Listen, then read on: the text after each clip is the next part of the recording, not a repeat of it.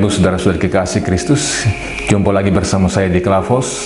Kita akan bersama-sama mendengarkan firman Tuhan yang meneguhkan kita di sepanjang jalan hidup kita, karena kita tahu bahwa setiap hari kita selalu berhadapan dengan banyak pergumulan, banyak persoalan hidup yang seakan-akan membuat kita tidak berdaya. Kita membutuhkan kekuatan daripada firman Tuhan yang meneguhkan setiap jalan hidup kita. Bagian firman Tuhan yang hendak kita baca dan renungkan bersama terdapat di dalam surat Paulus kepada jemaat di Korintus, 2 Korintus pasal yang ke-9 ayat yang ke-12. Sebelumnya mari kita berdoa mohon tuntunan Roh Kudus. Kami siap lagi duduk di sekitar firman-Mu ya Tuhan, tuntun kami sekalian. Bicaralah kepada kami ya Tuhan, agar setiap kami yang berjumpa dengan firman Tuhan, firman-Mu tidak kembali dengan sia-sia, tetapi dapat mengerjakan semua yang telah diperintahkan oleh-Mu ke dalam setiap jiwa, setiap hati yang taat mendengarkan firman-Mu. Di dalam nama Yesus kami berdoa.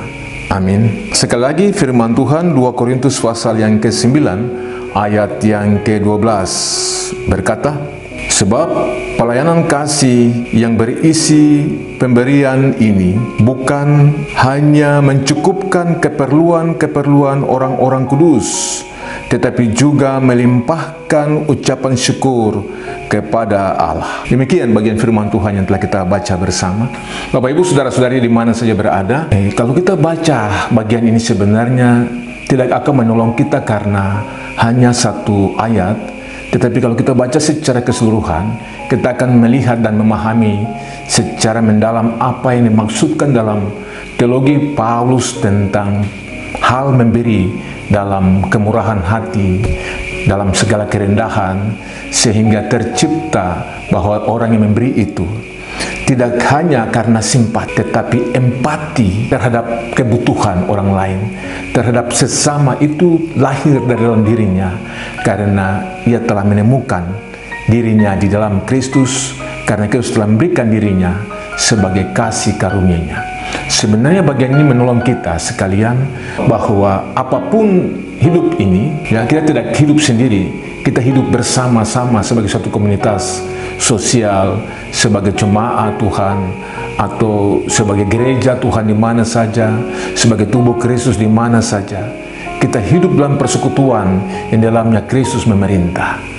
Karena itu pada ayat yang ke-12 ini mau memberikan penekanan kecil kepada kita tentang bagaimana tindakan memberi yang tulus akan mencukupi kebutuhan-kebutuhan tidak hanya untuk orang yang membutuhkannya, tetapi lebih daripada itu bagaimana ungkapan syukur, ya, dalam sukacita memberi itu nampak. Dengan demikian kita belajar untuk bagaimana ada dampak daripada hal memberi.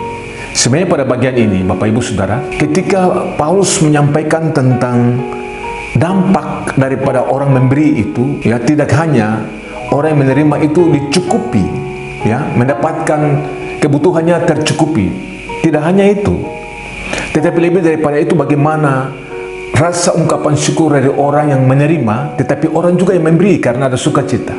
Sehingga kalau kita mau melihat apa yang diajarkan dari bagian ini, sebenarnya pemberian ini tidak terpaksa, karena itu sifatnya sukarela, memberi dari hati yang dalam, bukan juga karena kewajiban, ya, tetapi karena kerelaan hati yang kita sebut dengan kata besar, yaitu anugerah Tuhan. Nah, kita mendapatkan anugerah Tuhan itu karena sebenarnya kita juga harus menjawab apa yang menjadi kebutuhan orang lain, karena kita sudah menerima anugerah Tuhan. Anugerah terbesar adalah keselamatan itu sendiri di dalam Kristus. Karena itu sebenarnya bagian yang menjawab kebutuhan kita itu bukan karena kita memberi supaya kita diberi oleh Tuhan, tidak. Karena pemberian kita itu kepada Tuhan itu menunjukkan bahwa Tuhan lebih dahulu memberikan hidupnya kepada kita sebagai buah daripada kasih karunia itu sendiri. Kita tidak memberi supaya ini dan itu, atau supaya orang bilang kita punya perhatian, tidak. Kita memberi karena justru Tuhan lebih dahulu memberi kepada kita. Lebih besar daripada itu adalah keselamatan. Ini tanggung jawab orang percaya. Sebenarnya kita mau di mana saja dalam posisi kita, status kita, kapasitas kita, kapabilitas kita. Tanggung jawab orang percaya adalah dia harus menyandarkan dirinya sendiri untuk memberi jawaban terhadap imannya kepada Tuhan, supaya ketika dia memberi tidak karena terpaksa, tetapi perwujudan imannya yang dinyatakan dalam perbuatan itu. Ini nampak dalam pola hidup, dalam karakter hidup. Apalagi Yesus sebagai teladan, dia tidak datang hanya untuk dilayani, tetapi dia melayani sebenarnya. Kehidupannya untuk melayani. Nah, setiap orang percaya yang dalam kesadaran penuh, di mana saja, kita dipanggil Tuhan untuk memberi yang terbaik, melayani sebenarnya. Bukan karena ini dan itu, bukan karena kita punya kepentingan lain dan lain sebagainya. Tidak ada motivasi atau alasan yang membuat supaya kita ketika memberi supaya kita juga diberi, tidak. Tetapi dalam kesadaran penuh, setiap kita yang sadar akan iman kepada Tuhan, karena bagian ini menyatakan kepada kita tentang segala hal yang telah Tuhan buat dalam pelayanan kasih itu kepada pemberian-pemberian orang-orang kudus, ya, itu pada akhirnya punya dampak. Kita memberi kepada orang lain punya dampak supaya mereka tercukupi. Tidak hanya itu, tetapi dampak lebih daripada itu adalah terima kasih kita kepada Tuhan yang lebih dahulu telah memberi dirinya kepada kita. Sebenarnya ini bagian rangkuman utuh daripada pembacaan ini. Kalau kita baca sampai kepada ayat yang ke-15, karena ada syukur yang terutama adalah karunia Allah yang tak terkatakan. Lebih daripada hal kita memberi, karena tidak cukup kita memberi, tidak akan membalas atau membayar kasih karunia Allah yang besar. Karena kasih karunia Allah yang besar itu lahir dari dalam diri Yesus Kristus dalam keselamatan itu kepada kita. Apapun yang kita beri tidak cukup untuk membayar semua yang Tuhan buat dalam hidup kita. Tetapi ungkapan itu harus nyata dalam kehidupan kita, dalam perilaku kita, ya, dalam karya kita, dalam kerja kita, dan semua aktivitas atau waktu hidup kita.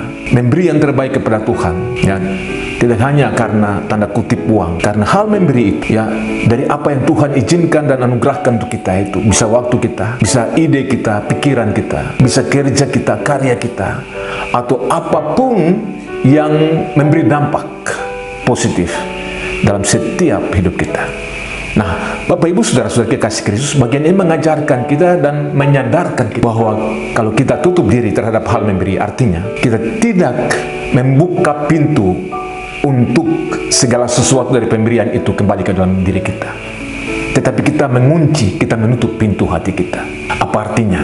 Kita punya banyak hal dalam hidup kita, tetapi kita tidak memberi dampak. Kita tidak menyatakan itu kepada dunia, kepada orang lain yang membutuhkan. Ide kita, waktu kita, perhatian kita, cinta kasih kita, empati kita harus memberi dampak. Tidak hanya karena uang, tetapi kesadaran memberi itu akan lahir dari dalam diri setiap orang karena dia telah mengalaminya itu dalam relasi dengan Tuhan, dan dengan sesama itu pasti nyata.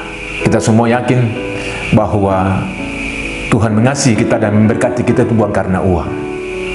Tetapi lebih daripada uang itu, hidupnya, karunia terindah dalam diri kita itu adalah pengorbanan Kristus untuk keselamatan kita.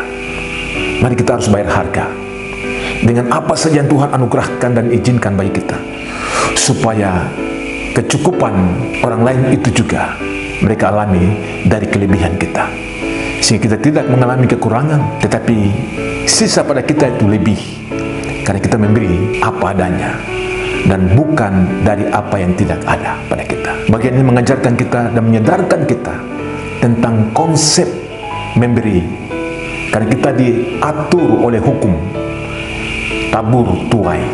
Memberi bukan berarti juga harus menerima, tetapi kita sudah menerima. Kita hanya melakukan tugas dan tanggung jawab kita untuk melakukan itu bagi orang lain, karena Tuhan lebih dahulu memberi kepada kita dirinya. Tuhan memberkati kita dari firman ini, meneguhkan kita, dan bagian ini memotivasi kehidupan kita, supaya kerinduan kita tetap ada pada semangat iman, semangat penginjilan, semangat memberi dari hati yang rela dan bukan hati yang tidak taat. Tuhan memberkati kita di mana saja kita ada, dalam segala aktivitas kita. Ada banyak orang di sekitar kita yang membutuhkan perhatian kita, waktu kita, aktivitas kita, pikiran kita, ide kita, apa saja yang ada pada kita. Jadikanlah hidup ini memberi dampak bagi orang banyak, supaya nama Tuhan dipermuliakan. Amin. Mari kita berdoa. Kami bersyukur Tuhan, karena Engkau telah memberi kepada kami jawaban iman, bahwa apa yang ada pada kami itu milik-Mu ya Tuhan. Kasih karunia-Mu yang besar dalam hidup kami. Kami diberikan tanggung jawab untuk juga melakukan tugas panggilan iman ini. Jawaban iman ini harus kami laksanakan, karena Tuhan telah membagi hidup itu kepada kami. Terima kasih untuk waktu yang Engkau beri, untuk pikiran yang telah Engkau anugerahkan, untuk hikmat yang Engkau beri, untuk materi yang ada dalam hidup kami dan seluruh aspek hidup kami. Kami siap membagikan itu kepada siapa saja yang membutuhkannya.